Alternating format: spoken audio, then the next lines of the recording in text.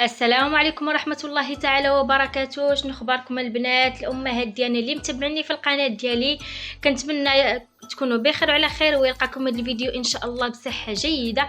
كيف ما كتشوفوا تبارك الله ما شاء الله هذه البسطيله الملكيه ديال الحوت اللي غادي نشارك مع المتتبعين ديالي في هذا الفيديو.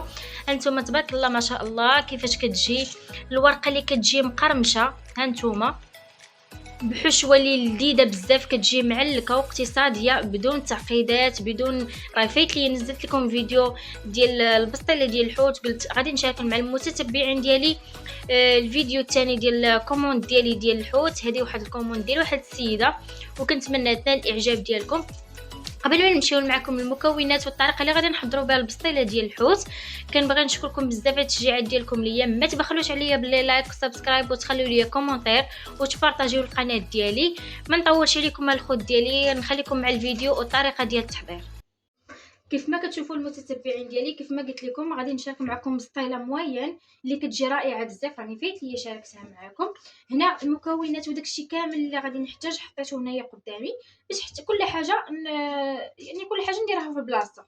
المهم اول حاجه البنات اللي غادي نبدا بها، كيف ما كتشوفوا هنايا عندي القشور ديال الكروفيت. غادي نديرهم يتسلقوا. بالنسبه مع القشور ديال الكروفيت التوابل اللي غادي نستعمل فيها، عندي هنايا التحميره، عندي هنايا الهريسه منسمه بالتوابل ديال البسطيله، وعندي هنايا القشور ديال القمرون ومعهم العطريه ديال الحوت، وعندي هنايا الزعتر. وغنديروا قبيصه ديال الملح البنات، ما تكثروش ديروا غير قبيصه.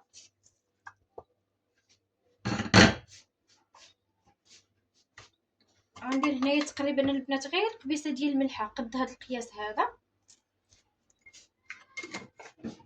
صافي غادي نديرها فوق البوطه حتى تغلى ليا مزيان. هي اللي غادي نرقدوا فيها الشعريه ديالنا وغادي نرقدوا فيها الشامبينيون.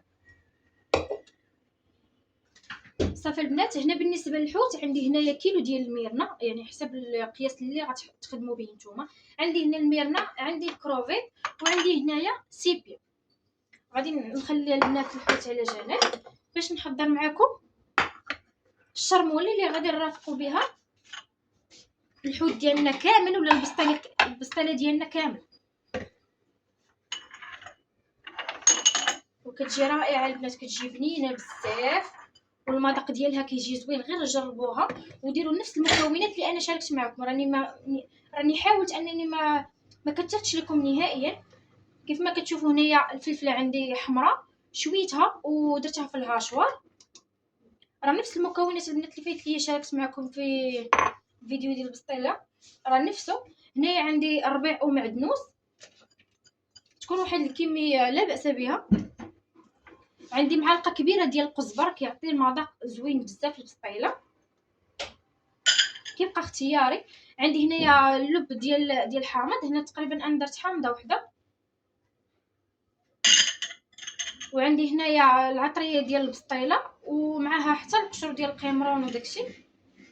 المهم هنا كل ما درتو كل ما كثرتو التوابل كل ما مزيان. صافي هنايا عندي كيف ما قلت لكم هذه الهريسه منسمه بالعطريه ديال الحوت. هذه رائعه البنات، زوينه بزاف، تقدروا تخدموا بها بزاف ديال الحشوات. عندي معلقه كبيره ديال التحميره تقريبا. هنايا البنات غادي ندير ما غاديش نديرها حاره بزاف حيت السيده ما بغاتش نهائيا تكون حاره. غندير تقريبا معلقه مع مرات صغيره ديال الهريسه.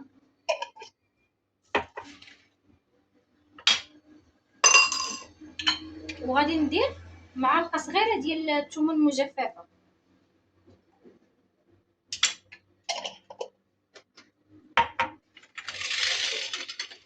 نحاول نبين لكم المكونات الاخرين. عندي هنايا تقريبا نص كاس ديال الحامض، عصير ديال الحامض. بالنسبه للبنات الملحه حاولوا ما تكثروش في الاول.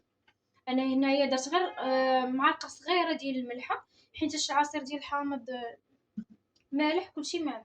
عندي معلقه كبيره ديال البزار، معلقه كبيره سكينجبير، معلقه كبيره خرقوم، معلقه كبيره كمون. تقريبا كلشي معلقه كبيره ومعلقه كبيره ديال الزعتر. صافي هنايا عندي كاس يكون عامر ديال زيت العود كيف ما كتشوفوا. تقدروا ديروا هكا نص نباتي ونص.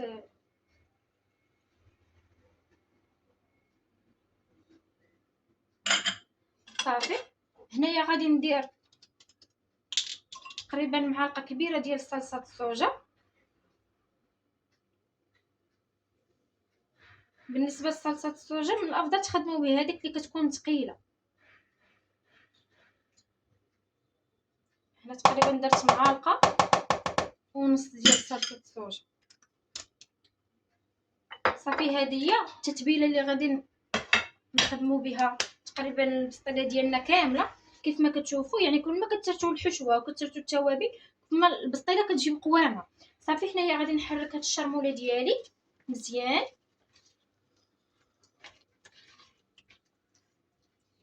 كيف ما كتشوفوا انا هنا البنات راه كنفضل نخدم بايدي.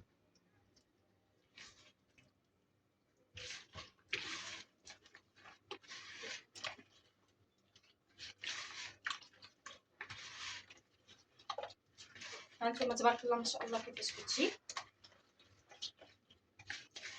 هاد الحشوه راه هي السر ديال البسطيله ديالكم.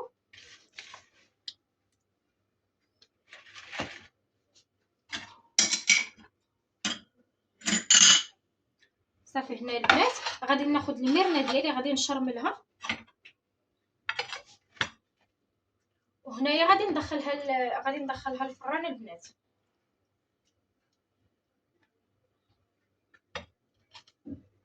صافي غندير ليها هاد الشرموله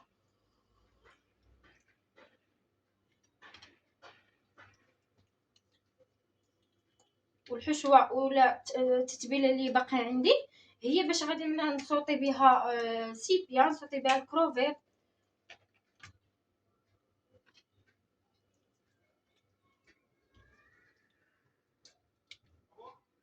هنا البنات راني واخا فايتي شاركت معكم قلت ضروري ما نشارك مع المتتبعين ديالي. اي حاجه انا تنخدمها غادي نشاركها معاهم. كنتمنىكم غير ما تبخلوش عليا بلي لايك سبسكرايب وتبارطاجيو القناه ديالي وتخليو ليا كومونتير وتشجعوني في لاشين ديالي.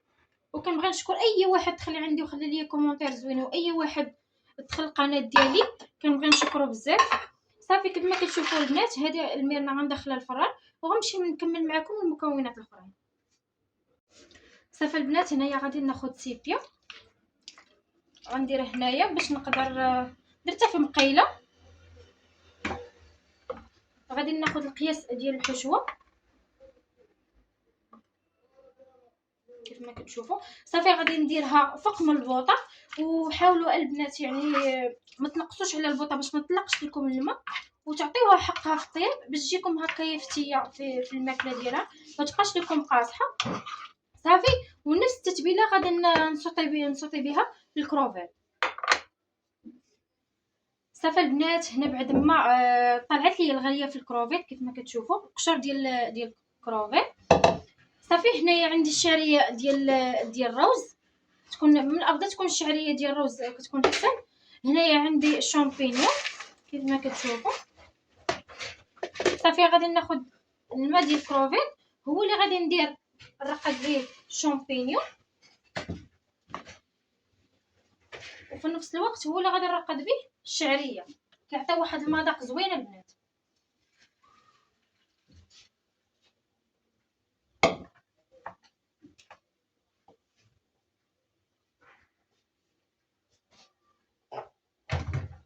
صافي غادي نغطيه نخليه حتى يترقدوا ليا مزيان.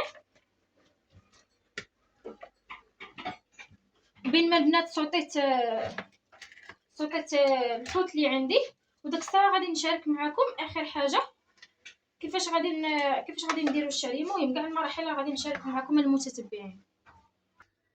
صافي البنات هنا بعد ما صوتيت الكروفيت ديالي كيف ما كتشوفوا هنا البنات انا خليته درته ورديته في الطبسيل غادي نخليه حتى يهبط منه داك الماء، وداك الساعه غادي نصفيه باش داك الماء ما يعطاش ليا على الورقه باش الورقه تجيني مقرمشه. كيف ما كتشوفوا راه هنايا بدا كيتجمع داك الماء غادي نخليه حتى الاخر ودا غادي نصفيه. لا هو لا السيبيا هانتوما تبارك الله ما شاء الله كيف جات مشحره. صافي هنايا الشامبينيون بعد ما خليته تسلق ليا في داك الماء داك ديال الكروفيت، غادي نخليه حتى يتسكر مزيان، وغادي نقطعوه غير هكايا بالقطاعه، نخليه هكايا مرصوات شويه باينين.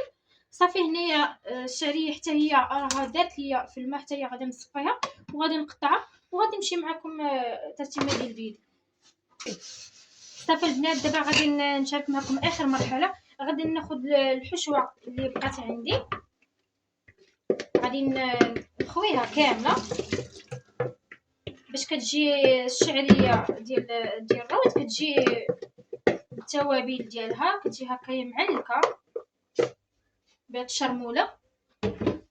صافي هنايا القشور ديال الحامض مصير البنات، هنا قطعته مرصوات صغار حتى هو غادي نضيفو.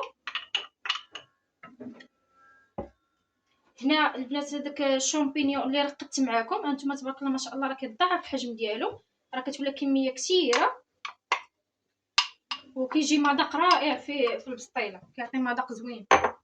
صافي هنايا البنات عندي بصله وحده تكون غير صغيره، درتها هكايا شرائح صغار شلطتها.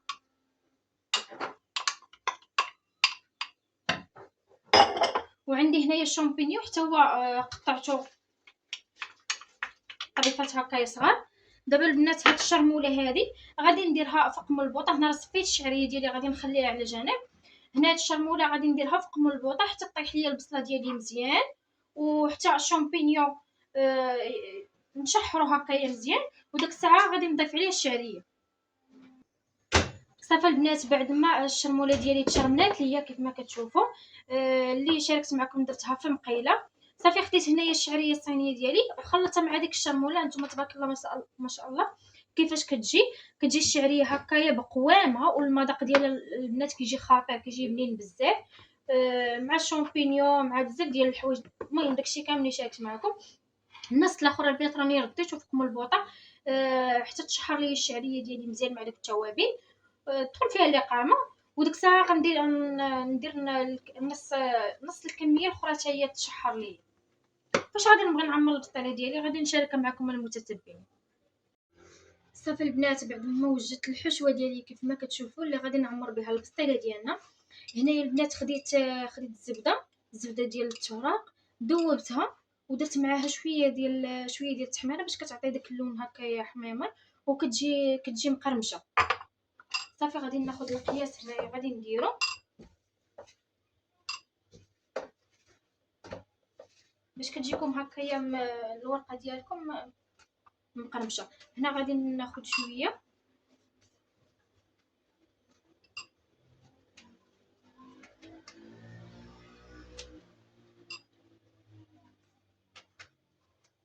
ضروري البنات ديروا شويه باش تلونوا الورقه ديالكم. صافي كيف ما كتشوفوا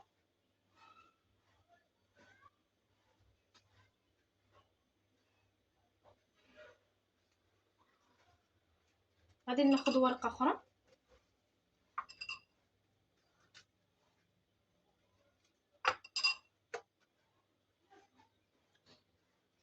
غادي نديرها على الجهه هذه حتى هي.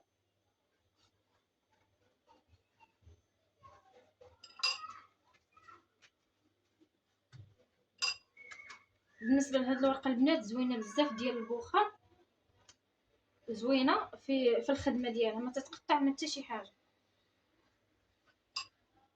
غادي ناخذ واحده اخرى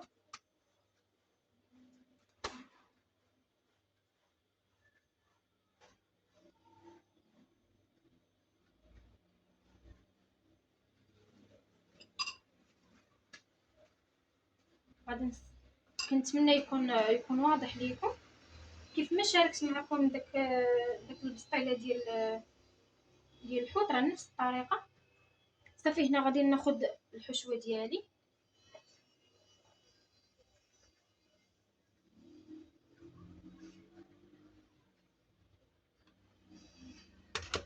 غنحاول نديرها.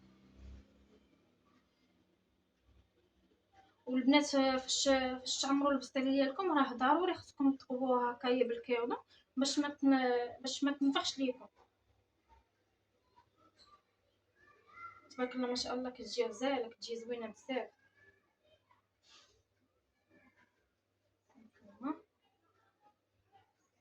صافي هنايا غادي ناخذ الحوت كيف ما كتشوفوا.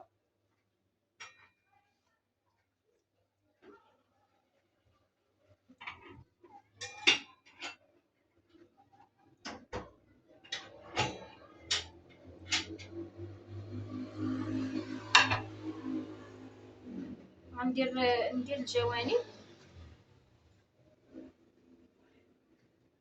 راني كنحاول البنات من الفيديو ما يجيكمش طويل.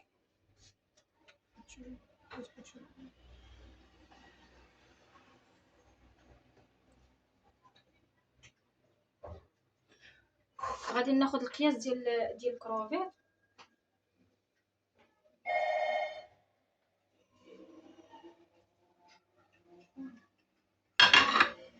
كيف ما كتشوفوا راه كتجي رائعه البنات، واخا يعني مبقات نشكر عليكم، كتجي بنينه، كتجي معلكه.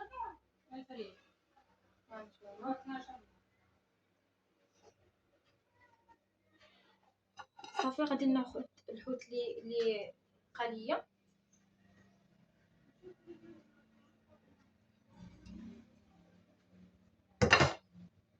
نحاول تا هو نديرو في الجوانب. تبارك الله ما شاء الله راه كتجي عامره بالحوت.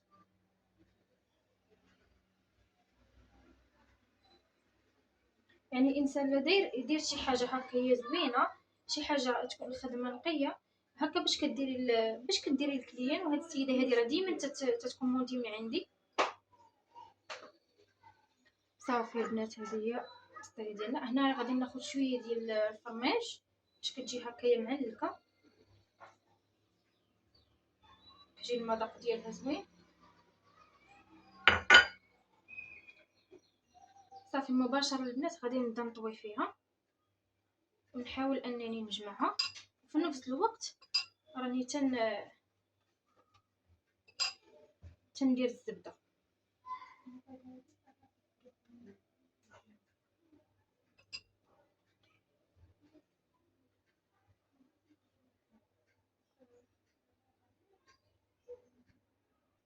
صافي البنات هانتوما تبارك الله ما شاء الله البسطيله ديالنا كيفاش جات.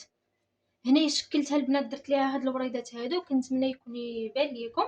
صافي دابا يا غادي ندير ليها، غادي نطقوبها بالكيردو مده. ضروري البنات ديروا لها الكيردو باش ما تنفخش ليكم.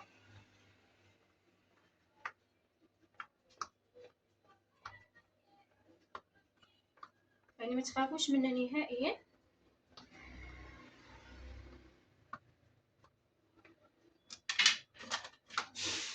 صافي غادي ندير ليها الالومنيوم وغندخلها الفران. راني شعلته وان شاء الله فاش طيب راه غادي فاش نبغي نديكوريها راه غادي نشاركها مع المتتبعين ديالي. صافي البنات كيف ما كتشوفوا هنا درت لها الالومنيوم باش ما بالنسبه للالومنيوم البنات علاش درتو باش ما تحرقش ليكم وطيب على خاطرها، باش تبقى محافظه على اللون الفوقاني ديالها. صافي البنات دابا هذه هي النتيجه ديال البسطيله ديالنا كيف ما كتشوفوا. هنا بعد ما خرجتها من الفران هانتوما تبارك الله ما شاء الله كتجي مقرمشه. صافي هنايا عندي الكروفيت، هنايا عندي الحامض، شويه ديال الفرماج هكايا محكوك، ودرت هاد لينيم هادو حتى هما عمرتهم وقليتهم. صافي درت هنايا هاد البابيو هذا بالفرماج ودانت فيمي. صافي هنايا درت كيف ما كتشوفوا هنايا درت فرماج حمر هنايا الوسط. المهم زين كيبقى عشوائيا كتزينوا كيف ما بغيتو.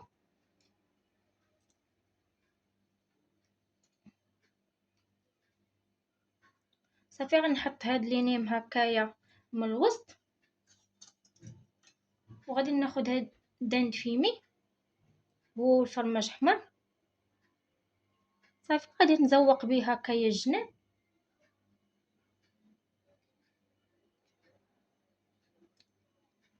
كيجي الشكل ديالهم زوين البنات وحتى المذاق كيجي رائع. صافي كيف ما كتشوفوا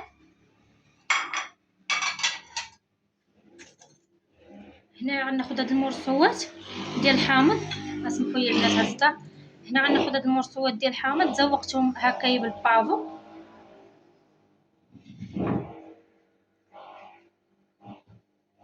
غادي نحطهم هكايا عشوائيا. المهم الزينه البنات راه كيبقى اختياري.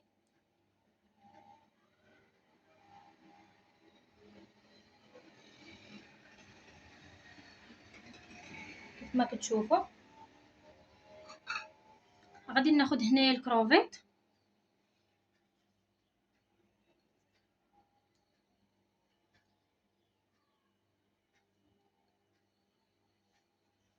صافي غادي نزين بالكروفيط البنات مع الجناب، وفي الاخر غادي نوريكم النتيجه.